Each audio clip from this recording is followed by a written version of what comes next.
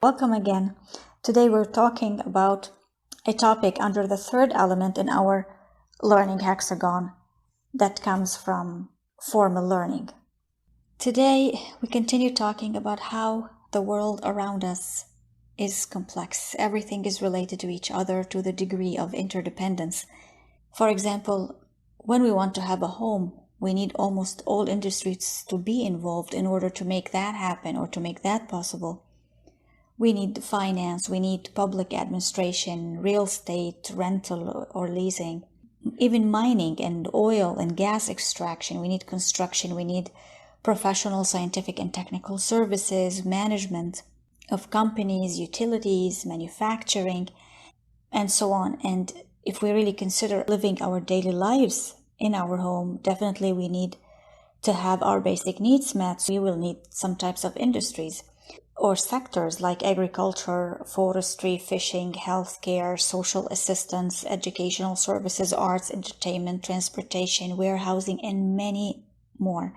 For all these to work together and be able to provide these utilities, those raw services, whether they are material or cognitive, we need to understand first all this in terms of structure, relations, dynamics, synthesis, connectivity, emergence, and much, much more.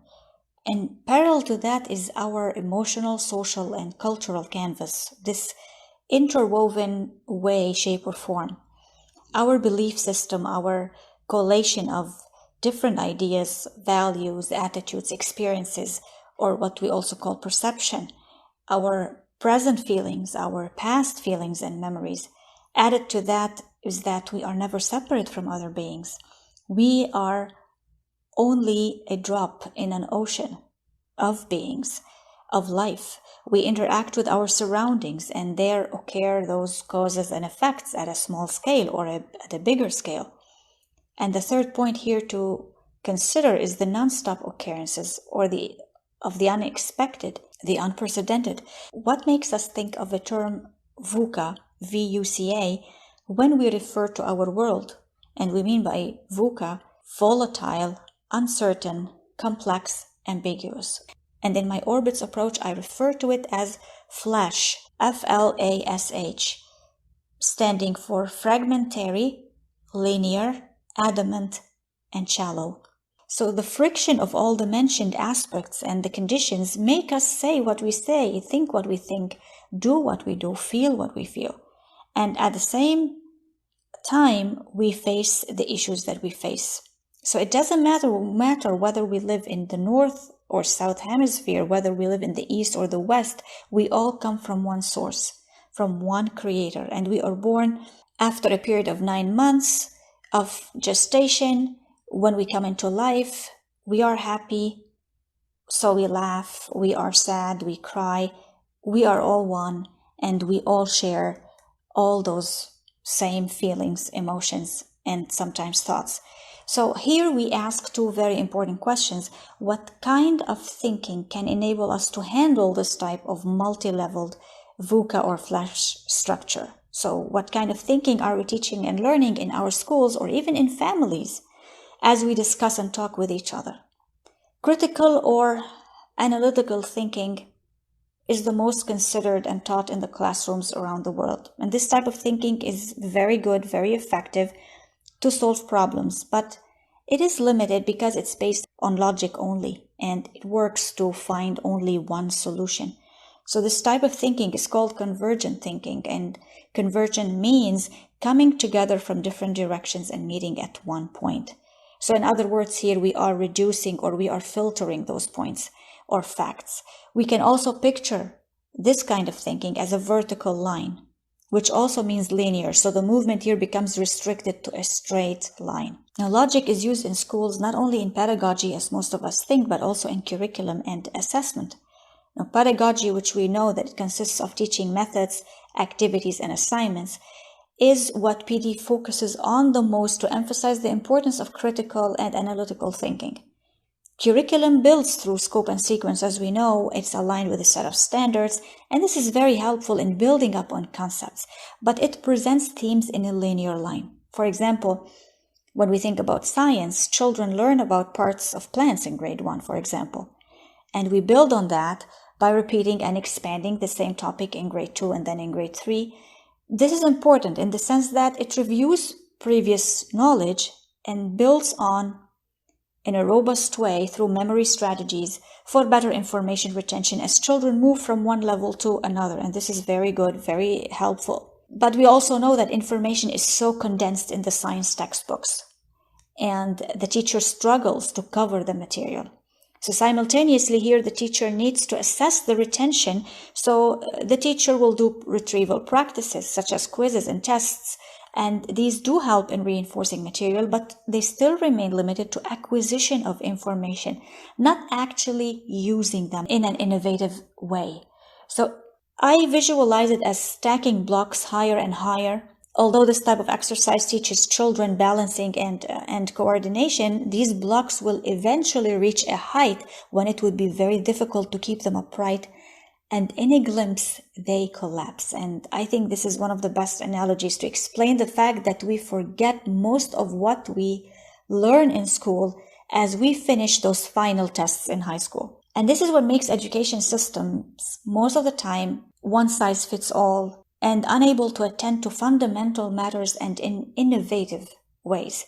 Because of the increasingly loaded material and the linear vertical way of thinking and evaluating across stage levels, the type of thinking involved needs logic, because here it saves time, it covers the required sets of standards, delivers the results needed, and in this case we mean report cards, high school diplomas. But how much of all that was learned has been used for deeper purposes, such as using knowledge, not just for acquisition? Well, very little. So what can we do in this case? We can add here a different type of thinking that uses imagination. And here is the striking point, because most education systems with all the sets of standards leave very little time for imagination in class. And when I say most, I mean that there are systems that foster imagination, such as Montessori, Waldorf, and Reggio Emilia. But considering that most schools will follow structured curricula and rigid sets of standards and practices, and that there is a more rigid end product, and here we mean report card and high school degree, so we have to discuss here the need to incorporate the opposite to convergent thinking, which is the divergent thinking. And divergent thinking uses imagination mainly to branch out from one point to different directions. And in this way, we are expanding our mind. So it's like having a provocation, such as a question, and keeping it open-ended to brainstorm as many ideas as possible. And this type of thinking is horizontal, so there is a wider scope at one level here. And this leads to finding more solutions to the problem instead of one solution. And unfortunately, in classes, we do not do problem solving as much as it is needed. We are most of the time occupied with all those practice pages, filling in the blanks. Although multiple choice is a part of the convergent thinking, when it is overused, it is not helpful. For example, in the case of divergent thinking, we are using creativity to think of more than one factor and consequently exchange ideas and share perspectives. So this means here there are more opportunities to discover. And the key here is discovery, which we all know in education directly relates to curiosity. And we also know that learning can only be stirred through curiosity. So it is undoubtedly a winning formula. So considering, for example, plants in grade 1, those learning parts of the plants, filling in the blanks with names of plant parts or doing multiple choice questions correctly is not enough at all if the first grader does not create a small, or at least contribute to a small indoor or outdoor garden with more than one type of plants. This is learning by doing, and because to do here is to first imagine and then put into action. Using one of the two of the divergent thinking or the convergent thinking is not enough to encompass our learning needs. So instead of just focusing on the vertical line or the horizontal line and considering one or two dots, we can check our dots, that is the topics and the subtopics, and connect them, reaching highest levels of creativity with the multiple opportunities or variables that we have created. So the scope here becomes much, much, much wider. And if we want to make it deeper, it can turn into a 3D. So we are here moving into a deeper level. The wider scope, which resulted from the vertical thinking and horizontal thinking, or the convergent and divergent thinking, when rotated or repeated, we are creating a malleable form of learning. This combination of the vertical thinking and horizontal thinking, or the convergent and the divergent, is what is called lateral thinking. And it's significant because it frees the mind from a built-in framework and stirs it to defy the rules of conventionality. So instead of going from point A to point B in this hard level maze, which eventually will require a long and twisty path, the mind can go from point A to point B, escaping this hard level maze from outside. That is creating a shortcut without having to go through that long and twisty path. De Bono talks about that in his approach also for learning and thinking. Unfortunately, in education systems around the world, the work is more done on lower thinking skills inside the class, especially with those big groups of students in the class, as per Bloom's taxonomy, whether remembering, understanding, and applying, rather than on higher thinking skills, analyzing, evaluating, or creating. So we allot more time and squander teachers' and leaders' efforts and material resources on vertical thinking much more than horizontal, and we hardly combine both. We may do that, but it's still not done at a wider scale. In our VUCA or flash world, this does not serve us at all, especially now, especially in this 21st century.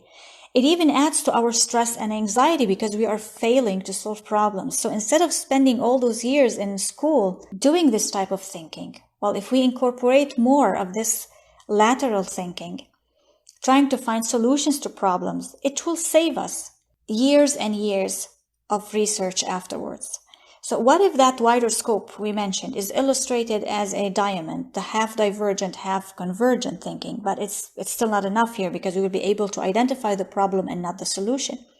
So if we construct another diamond or of half divergent and half convergent thinking, we can reach the right solution. We can, of course, approach problems in complex settings with unprecedented context through something called mosaic thinking. And this is the ability to navigate strengths and vulnerabilities, facts and theories, and this, between quotations, I'll say, hungry landscape we live in. If you would like to have an idea of some thinking sessions in which nonlinear learning occurs, in which this type of study of or discussion of topics and subtopics, I encourage you to check my STEM series and the 3 projects included there. You can find it in the STEM playlist. These projects are excellent examples of how we work on lateral and even mosaic thinking with more complex settings. So thank you for listening, and we will meet next time.